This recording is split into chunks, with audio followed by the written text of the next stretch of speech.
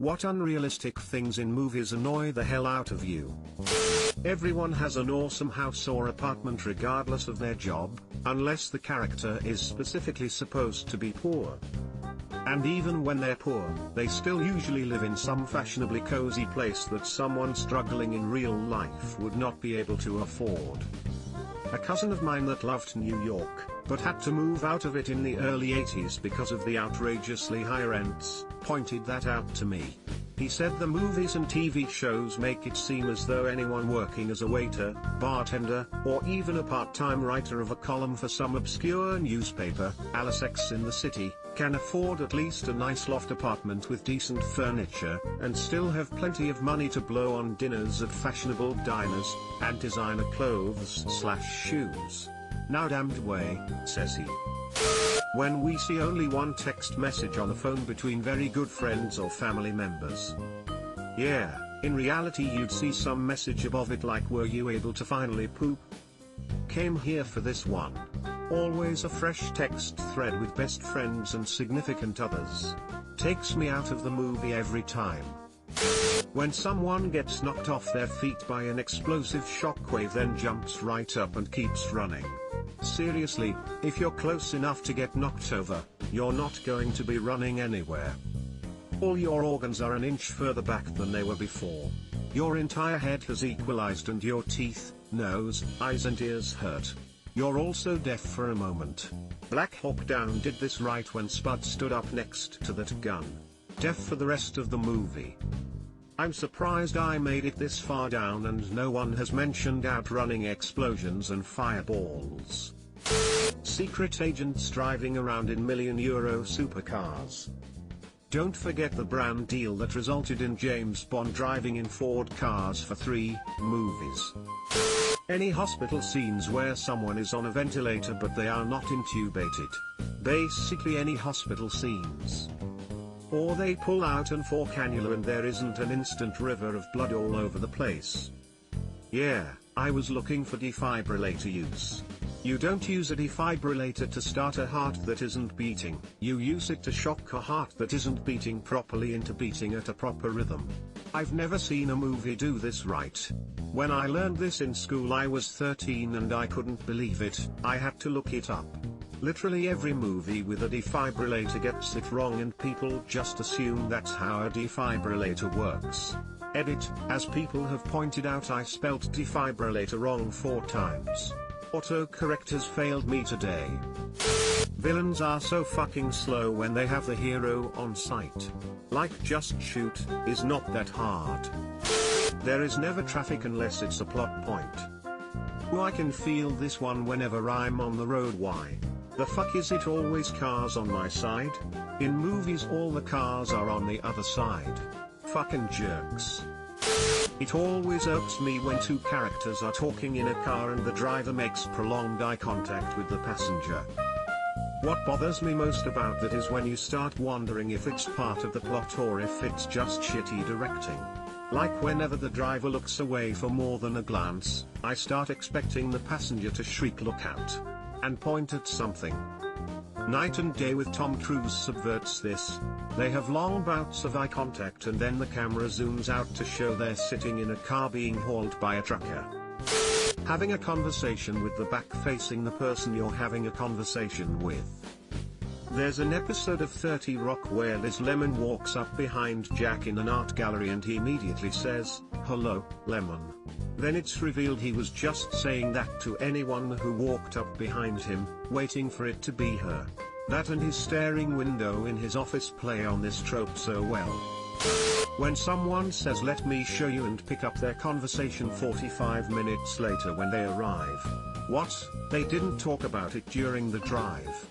Did they just drive in silence? Tell me, no, you have to see it, really, just tell me, no. National Treasure always gets me. Nick Cage tells his buddy, in the National Archives, that he's gonna steal the Declaration of Independence, and then next scene they're sitting at the Lincoln Memorial and his buddy picks up the conversation like, "What do you mean? Dude, that's like a 20+ minute walk. Did they just walk in silence the whole time or rent scooters?" I burst out laughing the last time I watched it. Monologuing bad guys. The Austin Powers movies made a huge running joke out of this cause it is completely heinous. Terry Pratchett had an interesting take on the trope, something Vimes had learned as a young guard drifted up from memory. If you have to look along the shaft of an arrow from the wrong end, if a man has you entirely at his mercy, then hope like hell that man is an evil man. Because the evil like power over people, and they want to see you in fear. They want you to know you're going to die. So they'll talk. They'll gloat. They'll watch you squirm. They'll put off the moment of murder like another man will put off a good cigar. So hope like hell your captor is an evil man. A good man will kill you with hardly a word. You sly dog, you caught me monologuing. The way people pick open locks. Nothing about it looks real, mostly. They just channel their inner lock-picking lawyer. Smile. Soldiers always using automatic fire with their assault rifles. In reality, automatic fire wastes ammunition and is only used in special situations. Reminds me of Archer whenever Cyril screams suppressing fire. And always misses. Edit, y'all, I know that suppressing fire is not supposed to be accurate. Source, I'm a 249 gunner, but in the show it's played for laughs because Cyril tries to hit people, and it is never successful whenever he uses it. There is always a free parking slot right in front of the building that they are going to. I feel your age, brother. When someone throws a grenade into a building and manages to make a nuclear-level explosion out of it. In It's Always Sunny in Philadelphia, I love when Mac and Charlie were trying to fake their own death, trying to blow up their car with a grenade. They way frag grenades become huge plumes of fire annoys the shit out of me. An IT guy/girl who knows everything about computers, networking, all operating systems, all applications, hacking, programming languages, etc., without consulting Google. Well, he smacks the keyboard, so there's that. I'm hacking the mainframe now, smacking keyboard sounds, we are ending sound there onto us, smacking keyboard sound intensifies. Edit. Another one, I have big issues over whispering on comms or to anyone in the server room or in the general area of servers. Your silly blinking lights are fooling no one. What's the easiest and most common description of a server room? Brick, loud noises. Ron Burgundy, thanks Brick. It may sound strange, but coffee in the movies annoys the hell out of me. You can tell there's never any coffee in the cup. It even sounds hollow when placed on a surface. And when was the last time someone handed you a fresh coffee and you immediately tip the cup 90 degrees and take a huge sip without ever checking the temperature? Drives me nuts. Wait, you don't shotgun your boiling hot coffee immediately and then pretend to take sips from the empty cup? Weirdo. I understand why they wouldn't use real coffee, but why just not put water in the cup to give it weight or something? When they have just woken up after a long sleep, and they look fresh as a daisy. What's worse is when ladies have a full face of perfectly applied makeup without any smudges. And their hair is neat and not a rat's nest or tangled. If blood is needed for some reason, don't make a little cut someone convenient, slit your entire palm, which would cause so much pain, and then shrug it off when the action starts. The Winchesters would like a word on how necessary it is to almost chop off an entire appendage for a drop or 2 pf blood. I think it was a joke from the writers, cause it really was ridiculous AF.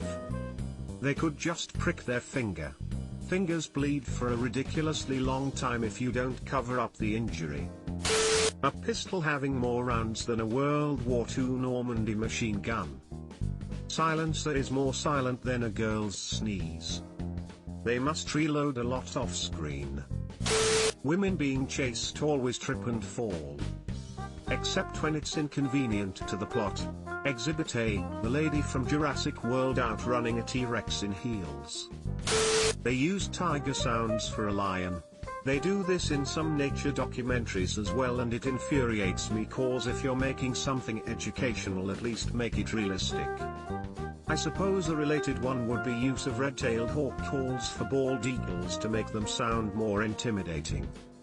Or when movies set in Africa use Indian elephants. The old Tarzan movies always did this.